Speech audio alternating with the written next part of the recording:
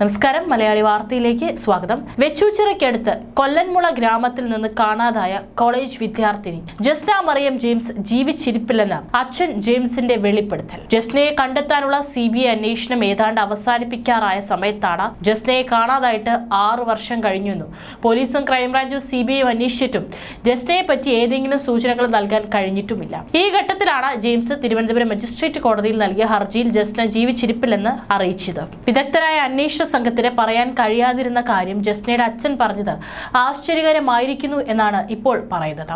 ജസ്ന മരിച്ചത് കേരളത്തിൽ വെച്ചാണെന്നും കോടതിയിൽ ഹർജി നൽകിയ സ്ഥിതിക്ക് കൂടുതലൊന്നും തൽക്കാലം വെളിപ്പെടുത്താനാവില്ലെന്നും അദ്ദേഹം പറഞ്ഞിട്ടുണ്ട്. 19 കേസ് വീണ്ടും പരിഗണിക്കുമ്പോൾ ചില കാര്യങ്ങൾ ചോദിച്ചറിയാൻ CBIയുടെ അന്വേഷണ ഉദ്യോഗസ്ഥരെ കോടതി വിളിച്ചു വരുത്തിയിട്ടുണ്ട്. അതിനുശേഷം കൂടുതൽ വിവരങ്ങൾ വെളിപ്പെടുത്താമെന്നാണ് ജസ്നയുടെ അച്ഛൻ പറയുന്നത്. ജസ്ന മരിച്ചുവെന്ന് ജെയിംസ് ഉറപ്പിച്ചു വിശ്വസിക്കുന്നു. എന്നാൽ പോലീസോ ക്രൈംബ്രാഞ്ചോ CBIയോ അങ്ങനെ ഒരു വിവരം അന്വേഷണ റിപ്പോർട്ടുകൾ രേഖപ്പെടുത്തിയിട്ടില്ല. വിശ്വസനീയമായതും ആധികാരികവുമായ വിവരങ്ങൾ ലഭിക്കാതെ മകൾ മരിച്ചുവെന്ന് പറയാൻ അച്ഛന് കഴിയില്ല. എങ്ങനെ, എപ്പോൾ, എവിടെ വെച്ച് തുടങ്ങിയ ചോദ്യങ്ങൾക്ക് ഉത്തരം നൽകേണ്ടതും അച്ഛൻ തന്നെയാണ്. കേസ് അവസാനം അന്വേഷിച്ച CBI ജെയിംസ് പൂർണ്ണമായും തള്ളുന്നില്ല.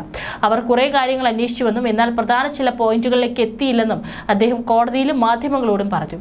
ആ പ്രധാന പോയിന്റുകൾ ഏതെല്ലാമാണെന്ന് ഇനി ജസ്നയുടെ അച്ഛൻ തന്നെയാണ് പറയേണ്ടത്.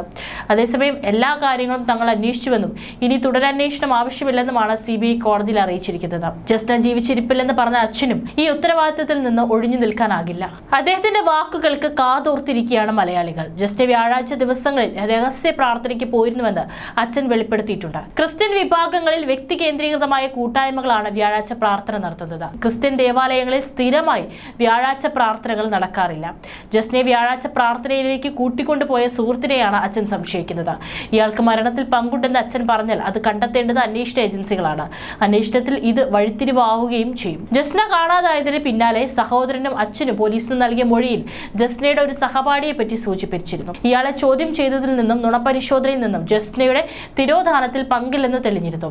ഇപ്പോൾ സൂചന നൽകുന്നത് മറ്റൊരു സുഹൃത്തിനെ പറ്റിയാണ്. ജസ്നയുടെ മുറിയിൽ നിന്ന് കണ്ടെത്തിയ രക്തം പുരണ്ട തുണി കേസിൽ നിർണായക തെളിവായിരുന്നു. ഇത് CBIയും ക്രൈംബ്രാഞ്ചും പോലീസും വിശദമായ പരിശോധനയ്ക്ക് അയച്ചില്ലെന്ന് അച്ഛൻ പറഞ്ഞിട്ടുണ്ട്. മാസമുറയിലെ രക്തസ്രാവം അല്ലെങ്കിൽ ഗർഭാവസ്ഥയിലെ അമിത രക്തസ്രാവം എന്നീ സംശയങ്ങളാണ് ബന്ധുക്കൾക്കുള്ളത്. ജസ്നയുടെ ബന്ധുക്കളും പോലീസിലെ വിരമിച്ച ഉദ്യോഗസ്ഥരും സമാന്തര അന്വേഷണം നടത്തി വരികയായിരുന്നു. അവർ കണ്ടെത്തിയ കാര്യങ്ങൾ CBI അന്വേഷിച്ചില്ലെന്ന ആക്ഷേപമുണ്ട്. കേസ് അന്വേഷണം പുതിയ വിവരങ്ങളുടെ അടിസ്ഥാനത്തിൽ 6 മാസത്തേക്കെങ്കിലും നീട്ടണമെന്നാണ് ജസ്നയുടെ അച്ഛന്റെ ആവശ്യം. എരുമേലി, മുണ്ടക്കയം, കാഞ്ഞിരപ്പള്ളി മേഖലയിൽ എവിടെയെങ്കിലും വെച്ച് ജസ്ന മരണപ്പെട്ടിരിക്കാമെന്നാണ് ബന്ധുക്കളുടെ നിഗമനം.